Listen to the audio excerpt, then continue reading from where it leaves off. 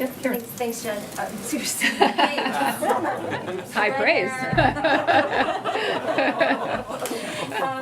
Next month or two, when this is lifted, what is there in place that gives the administration confidence that some different result will happen than happened a year ago? Well, I think if you look back to the spring, to the time period you're referencing, that has done to try to rebuild what was, if you remember when we came into office, a system that was decimated by the previous administration. The previous administration spent 4 years trying to tear apart a lot of the pieces of our immigration system. And so we were in many ways building from, I won't say scratch, certainly, but we were building from a place where a lot of these pieces have been torn down. So what we focused on and what the president has focused on is working with the Department of Homeland Security to give clear guidance for internal enforcement, extending and newly designating TPS, temporary protected status, for a number of countries, restarting the Central American Minors Program that the previous administration ended, putting together the Family Reunification Task Force, which we have made some progress on, reunifying some of those families who were torn apart under the previous administration.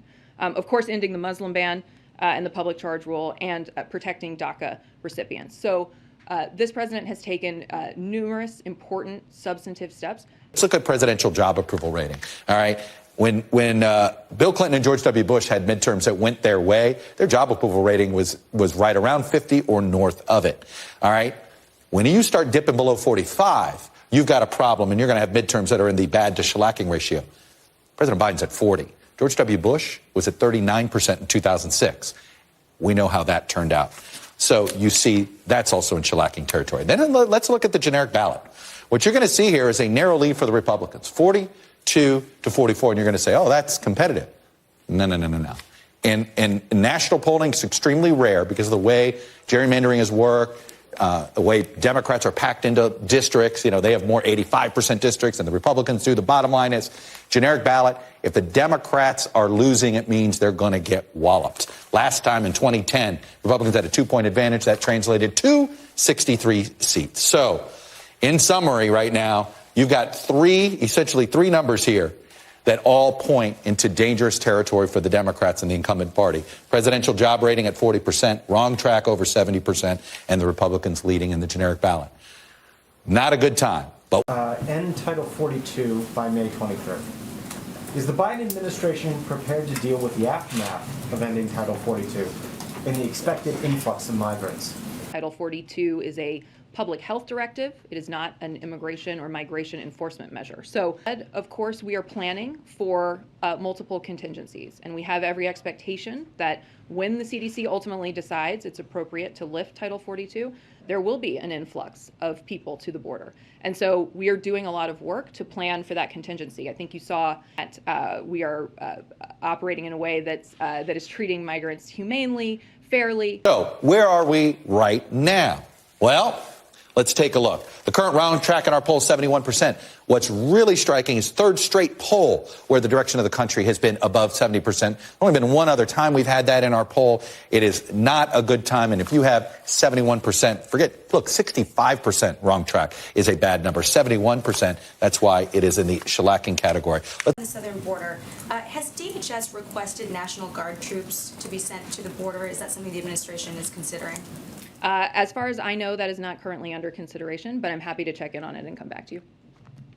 Well, Brianna, this is a very real, very substantial investigation of potentially serious federal crimes. We are seeing federal prosecutors in Delaware do exactly what you would expect to see federal prosecutors do in this situation. They're talking to witnesses, they're bringing people into the grand jury, they're issuing subpoenas, and I would expect, as Evan reported, they're now gaining steam, and they need to make a decision, I think, in the at least intermediate future. This case has been going on for 4 years, and there is a realistic chance this could result in federal charges. Of course, then we'd be in unprecedented political territory, not legal territory, but a situation of having potentially the Justice Department prosecuting and trying to imprison the son of the president. Senator Manchin is already saying that he can't support this so-called billionaire's tax because it would tax unrealized gains on certain assets. I wanted to hear your response to that, and I'm also wondering if he sticks with that. Given his opposition, does that mean this proposal is DOA?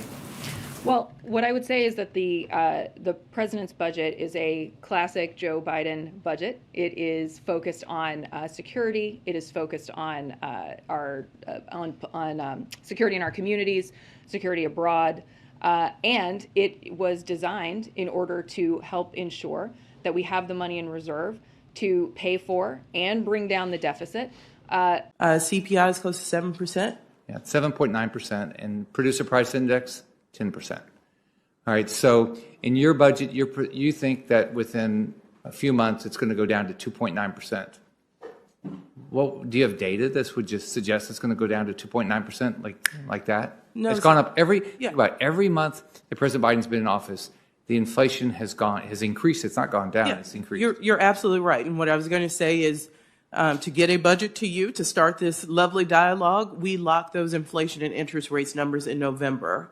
And inflation has absolutely changed since that happened. Look, we have a pattern of migration, and we are preparing to ramp up for a traditional pattern of additional people coming across the border. My question is, well, do you support eliminating Title 42 deportation authority? I don't have a personal opinion. I believe we, from a resource position, are putting forth enough money to deal with a historic pattern. Obviously, I think Senator Manchin and President Biden share a belief that the rich should pay their fair share, and will allow the process of negotiation to work itself out. I'm obviously not going to negotiate from the podium, but I do think that Senator Manchin and President Biden share that fundamental belief that the rich should pay their fair share, the wealthiest, I should say, should pay their fair share. And so we'll continue to work with him and to work with Congress to move these forward.